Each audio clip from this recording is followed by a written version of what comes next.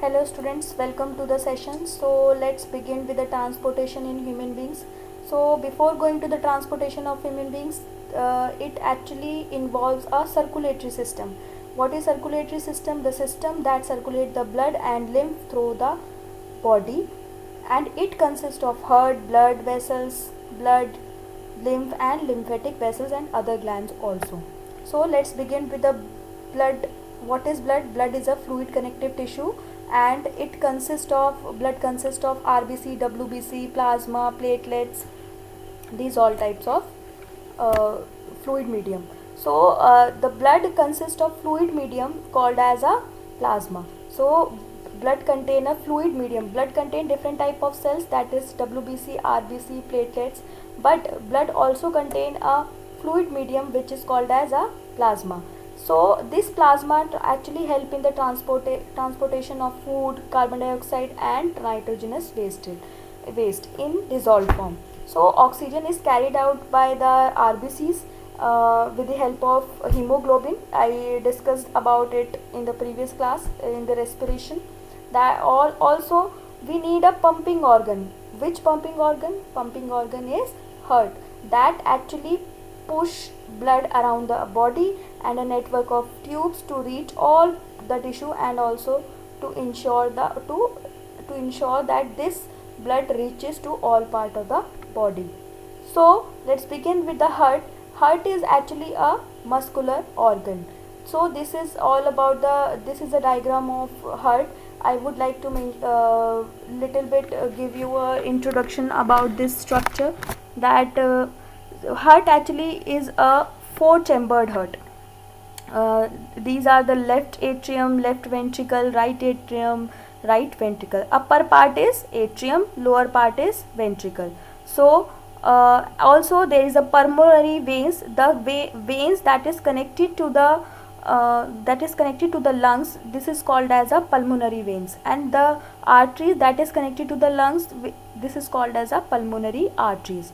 So this pulmonary veins actually carries the oxygenated blood. So the left part of the heart carries the oxygenated blood, and right part of the heart carries a deoxygenated blood. So this pulmonary veins carries a oxygen in the blood and actually transport it into the left atrium. So now here is aorta. Aorta help in transporting the oxygenated blood to all parts of the body. Here is vena cava. Vena cava actually help in transport of deoxygenated blood from all parts of the body to the heart. Now here is lower vena cava, right atrium, septum. Septum actually separate this deoxygenated and oxygenated blood from each other. So let's begin with the pumping organ, that is heart. Heart is a muscular organ because because both oxygen and carbon dioxide have to be transported by the blood. So the heart has a different chamber to prevent the oxygenated blood from mixing. So this heart has a different chamber so that this oxygen rich blood may not get mixed with the deoxygenated blood. So the carbon dioxide rich blood has to reach the lungs from carbon dioxide to remove, and then oxygenated blood from the lungs has to be brought back to the heart. In the previous class I discussed about the diffusion process, that the lungs is the organ that helps in the transport of oxygen and actually take out the carbon dioxide from all parts of the body and ultimately releases into the air. So here, after the diffusion process, after the oxygen is absorbed by the blood, this blood actually contain a oxygenated blood. So this can be brought back to the heart, and then this heart pump to all parts of the body.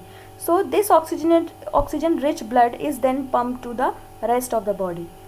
So oxygen rich blood from the lungs come to the thin walled upper chamber of the heart. So now after coming from the lungs, oxygen, after coming from the lungs, this oxygen rich blood goes into the goes into the left atrium via pulmonary veins. So the left atrium relaxes. This time the left atrium relaxes when it is collecting this blood. So after some time, when it is completely filled, then it contracts and this blood get then transferred to the next chamber, which is called as left ventricle. So after this the next chamber, the left ventricle expands so that the blood is transferred to it. Left ventricle expands so that this blood from left atrium is transported to left ventricle.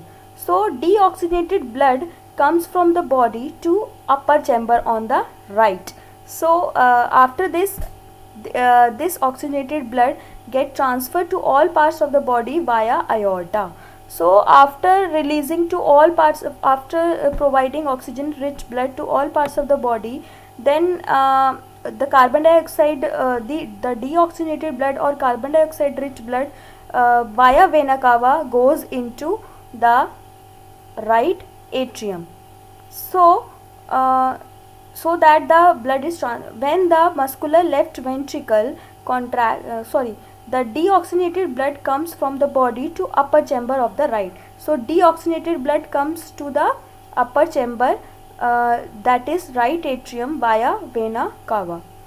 So as the right atrium contracts, the corresponding lower chamber, the right ventricle, dilates. So when this area, right atrium, contracts, this area expand and this blood goes into the right ventricle. So after some time, that when it actually dilates, it actually fills out completely, then this blood this blood is actually pumped via pulmonary artery to the lungs.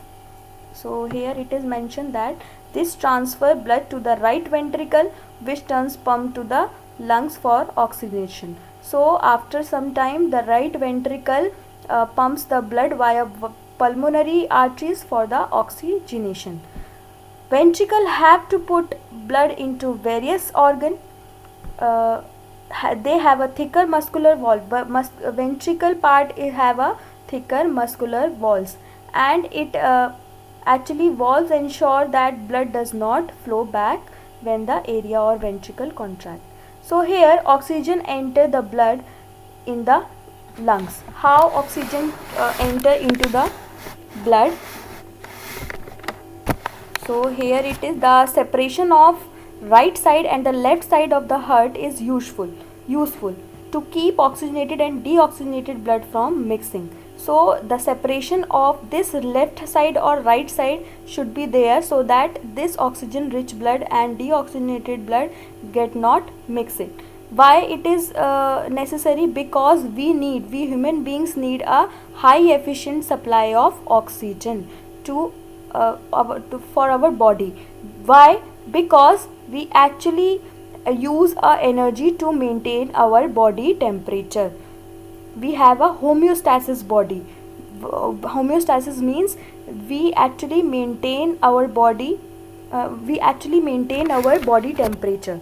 So we use energy, and this energy comes from the with the help of oxygen. So and if we get a high efficient supply of oxygen, we may be able to use the energy and to maintain our body temperature.